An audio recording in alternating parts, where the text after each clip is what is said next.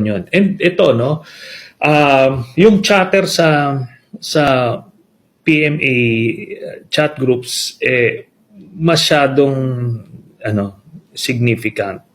Hindi na ito static.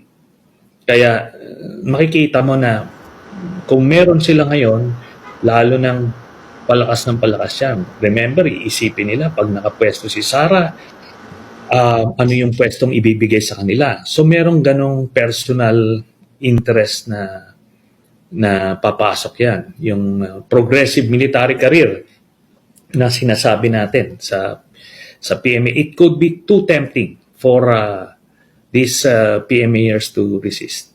Meron kasing mga Duterte, no? Lalo na sa mga retired ranks. And masyado silang bold sa kanilang mga pronouncements.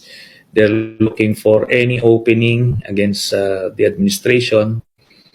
And yun na nga, several months, a year or two down the road, what if magkaroon ng ganong crisis, papasok ito. And ngayon yung mga active, magbe-break ranks ito. Yun yung nakikita natin. Kasi merong, may active, mga proactive na nagre-recruit at nagbubuyo, nag-agitate. Yun ang mahirap.